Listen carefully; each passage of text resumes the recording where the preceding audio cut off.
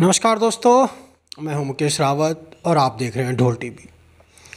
आज मैं आपको एक ऐसे महाठग जालसाज शख्स के बारे में बताने जा रहा हूं दोस्तों, जिस पे करीब 2 दर्जन मुकदमे दर्ज हैं, फिर भी वो खुलेआम घूम रहा है और निरंतर लोगों से ठगी कर रहा है, जालसाजी कर रहा है। मूल रूप से उत्तरकाशी प्रोला का रहने वाला यह शख्स बेहद ही शातिर है और अपने आप को तथाकथित शिरडी साईं ट्रस्ट का सचिव बताता है और लोगों से धोखाधड़ी करता है। उसने ऐसा माया जाल बना रखा है अपने चारों ओर कि ये बड़े बड़े अधिकारी, बड़े बड़े नेताओं के साथ ये फ़ोटो खींचता है और उन फ़ोटोओं को भोले भाले गरीब पहाड़ियों को दिखाकर कभी उनको नौकरी के नाम पर, कभी उनको बिजनेस के नाम पर उनसे धोखाधड़ी करके पैसे ठगता है और उसके बाद गायब हो जाता है। अभी हाल ही में दोस्तों इसने एक बहुत ही गरीब शख्स है पहाड़ के बेचारे, उन्होंने पूरी अपनी जमा पूंजी जो उनकी 5 लाख रुपए थी, इस धोखेबाज ने उनसे यह कहकर ठग लिए कि वो पुणे में एक होटल बना रहा है और उसमें आपके पैसे इन्वेस्ट करेगा और जब होटल बन जाएगा तो उसमें आपको प्रॉफिट में बिजनेस में प्रॉफिट देगा। और उसके बाद दोस्तों ये उनके 5 लाख रुपए लेके चंपत हो जाता है। ऐसे न जाने कितने ही दर्जनों केस इस सुरेंद्र उनियाल काका बाबा पे लग रहे हैं दोस्तों। और सबसे बड़ा जो पहाड़ के गरीब लोगों को ये बहकावे में लेता है, क्योंकि मूल रूप से प्रोला का रहने वाला यह शख्स जानता है कि पहाड़ के लोग सरल स्वभाव के होते हैं, बेहद जल्दी ही बहकावे में आते हैं और बेचारे गरीब पृष्ठभूमि के होने के कारण वो ज़्यादा, अगर उनको ठगा भी जाए तो वो ज़्यादा हाथ पैर नहीं मार सकते अपने पैसे के लिए। तो दोस्तों जो ये सुरेंद्र उनियाल काका बाबा है, ये बेसिकली इसके जो मॉडस ऑपरेंडी वो ये है कि ये पूरा अपना एक बैग लेके चलता है साथ में। उस बैग में साईं बाबा के कई मूर्तियाँ होती हैं, फ़ोटोज़ होती हैं, उनके जो शॉल होते हैं, मालाएं होती हैं दोस्तों, ये साथ में लेके चलता है। और जहाँ भी ये जाता है, इसका सबसे पहले जहाँ ये मान लीजिए किसी बड़े रसूखदार व्यक्ति के पास गया या नेता के पास गया, तो सबसे पहले उनको शॉल उड़ाता है, उनको मूर्ति भेंट करता है और ये कह के कि मैं शिरडी साईं ट्रस्ट से जुड़ा हुआ हूँ, उनका सचिव हूँ और ये मैं आपको सम्मानित कर रहा हूँ। इस के बहकावे में आ जाते हैं, क्योंकि मूल रूप से देखिए जो नेता होते हैं, कोई भी होता है, वो ये नहीं देखते कि कौन से मिलने आ रहा है, बस वो सामने वाले को देखते हैं कोई फूल दे रहा है, कुछ कोई इसी तरह ये उस नेताओं से मिलता है और उनको फूल मालाएं दे के अपने आप को इनको बहलाता है कि वो शिरडी साईं ट्रस्ट से जुड़ा हुआ है और पूरा जो शिरडी साईं ट्रस्ट है उसको वो देखता है और इसके पास करोड़ों रुपए, अरबों रुपए का ये जो ट्रस्ट है उसका ये संचालन भी करता है, जो वहाँ की टीम है उनके साथ। ऐसे में दोस्तों कई लोग इसकी ठगी में आ जाते हैं और ये फ़ोटो दिखाता है और उसके बाद क्या करता है दोस्तों, ये उन्हीं बड़े बड़े रसूखदार नेताओं से, अधिकारियों के साथ फ़ोटो खिंचवाता है और यही आगे दिखा के गरीब लोगों को, बच्चों को ये ठगता है नौकरी के नाम पे। और दूसरा इसका सबसे बड़ा ये है दोस्तों, ये उत्तराखंड का होने के नाते लोग इसको ज़्यादा इस पे शक भी नहीं करते हैं। और जब ये उत्तराखंड आता है, सबसे पहले ये क्या करता है, किसी को इसका सबसे मेन जो इसका मेन काम होता है, टारगेट होता है, वो होता है गरीब लड़कियों को शादी का झांसा देकर उनको फंसाना।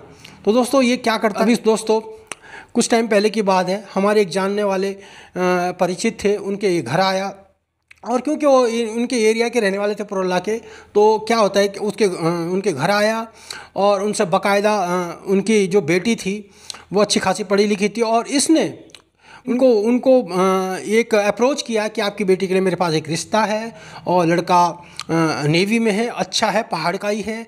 और इसने झूठ पूरा माया जाल बुन के दोस्तों वो लड़के की फर्जी फ़ोटो दिखा के, उनके फर्जी माँ बाप से बात करा के फ़ोन पे और मतलब ये पूरा इसका रिश्ता इसने कर ही दिया। उसके बाद दोस्तों इसने क्या किया, उन लोगों से कभी कि वहाँ मंदिर समिति में मैं भंडारा कराता हूँ, कभी ये करवाता हूँ, इनसे पैसे ठगने शुरू कर दिए और उस परिवार से कम 30-40 हज़ार रुपये ऐसे ठग लिए। और उनको ज़्यादा शक इसलिए भी नहीं हुआ क्योंकि ये अपने लोकल था, प्रोला रहने वाला था, उनके क्षेत्र का रहने वाला था और इस पर ज़्यादा शक भी नहीं हुआ दोस्तों। अब जब वो और लड़की थी लगातार, जिसके जो तथाकथित लड़का था उससे वो बात कर रही थी और जब ये मिलने को बोलते उसको कि उसके परिवार वालों को लड़के के, तो ये हमेशा टाल मटोल कर देता। और ये जो ये काका बाबा उर्फ सोनूलाल बीच जो बिचौलिया बना रिश्ते में, वो भी हमेशा बहाने बनाते रहता। अब ऐसे दोस्तों काफ़ी टाइम गुजरने के बाद जब उन्होंने स्ट्रांगली से पूछा तो इसने अपना फ़ोन स्विच ऑफ कर दिया। और दोस्तों वो मेरे परिचित थे, उन्होंने थाने में, पटेल नगर थाने में FIR दर्ज की। और पुलिस ने जब छानबीन की, वो जो नंबर था उस लड़के का, उसको काका बाबा लेके आया था, उसका रिश्ता, तो दोस्तों जब पुलिस ने उसका फ़ोन टाइपिंग पर सर्विलांस पे रखा तो आप यकीन नहीं करेंगे, जो लड़का था वो आजमगढ़ का एक मुसलमान लड़का था।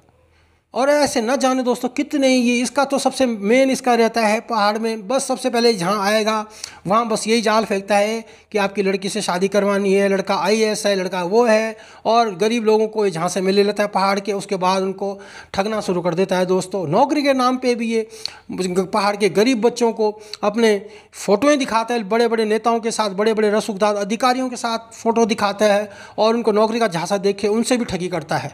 और दोस्तों सबसे बड़ी बात ये अपने, और कोई भी इससे जब अपने ठगी के पैसे इससे वापस मांगता है तो उनको ये आजमगढ़ से, अलीगढ़ से लड़कों से उनको धमकी दिलवाता है, और इनको ये भी बोलता है कि अगर तुमने किया तो तुम्हें जान से मार दिया जाएगा, या अपने लिंक्स दुबई होने की बात करता है। और अभी हाल ही में ही दोस्तों इसने एक जो यहाँ पे एक कार्यकर्ता था RSS का, उसको भी इसने ठगा, और उसने अपने फेसबुक पेज पे इसको एक्सपोज किया। और उन्होंने एक पोस्ट भी लिखी कि अगर जो कोई भी इस शख्स के काका बाबा के बारे में कोई जानकारी देगा उसको मैं 20,000 इनाम दूंगा। लेकिन न जाने कैसा ये सलाखों के पीछे नहीं है अभी तक, क्यों ये बार बार छूट जाता है। इस पे एक सवाल निशान लगता है कि इतने केस इस पे दर्ज हो चुके हैं। पहाड़ को ये पूरा, ये जब भी उत्तराखंड आता है किसी न किसी को ठग के जाता है दोस्तों। ये सिर्फ और सिर्फ झूठ बोलता है, और ये सिर्फ अपने आप को बोलता है कि महाराष्ट्र जाता है तो वहाँ बोलता है कि मैं केदारनाथ बद्रीनाथ समिति का सचिव हूँ, अध्यक्ष हूँ, ये ऐसा उनको बरगलाता है। और जब यहाँ आता है तो यहाँ के लोगों को बोलता है कि मैं शिरडी साईं ट्रस्ट का हूँ। और जब कोई साउथ में जाता है तो वहाँ बोलता है मैं सिद्धिविनायक का ट्रस्ट से जुड़ा हूँ। तो इस तरह से दोस्तों ये मायाजाल फैलाता है, गरीब लोगों को ठगता है, कभी नौकरी के नाम पे, कभी उनके रिश्ते के नाम पे। तो दोस्तों अगर ये शख्स आपको फेसबुक पे भी रिक्वेस्ट भेजता है तो समझ लीजिए ये सिर्फ आपको ठगने के मकसद से आपको रिक्वेस्ट भेज रहा है। कहीं आपको दिखे तो इससे सावधान रहिए दोस्तों।